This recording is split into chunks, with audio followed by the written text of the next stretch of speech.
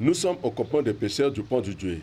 Ici, bien que les eaux se sont retirées, les stigmates des crues dévastatrices demeurent toujours visibles. Sans aucune assistance post-inondation, ces pêcheurs qui ont presque tout perdu luttent pour se remettre sur pied.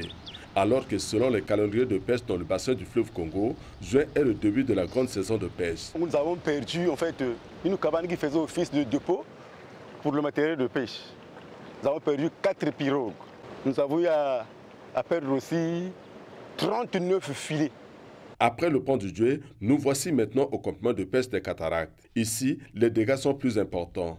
On serait même tenté de croire qu'un missile sol-sol est passé par là au regard des impacts laissés par la furie des eaux. Dans cette communauté, en dehors de la pêche, elle pratiquait également des activités agro-pastorales.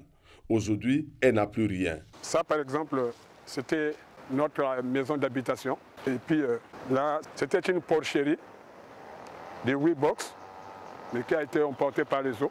On avait quelque part là des hangars également pour les pondeuses.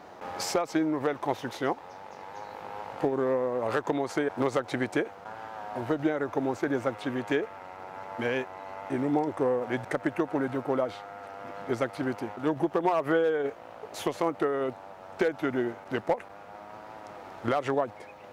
On avait quelques 90 pondeuses et puis 80 canards.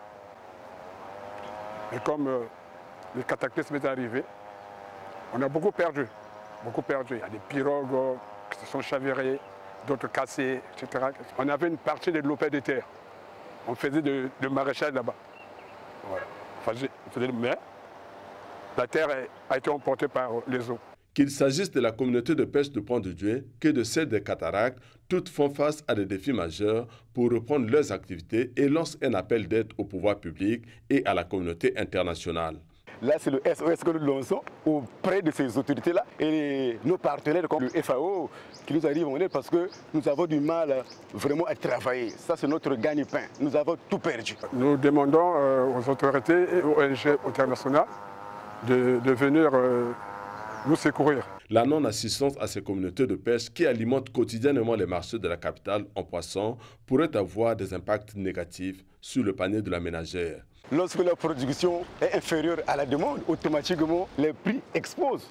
Donc nous ne sommes plus en mesure d'approvisionner les marchés aux ressources halieutiques par rapport à tout ce que nous avons perdu. 4 mois déjà après le retrait des eaux, ces communautés qui n'ont reçu ni la visite de la tutelle, ni d'assistance humanitaire d'urgence déclarent être abandonnées à elles-mêmes et leur doléance aussi demeure toujours lettre morte.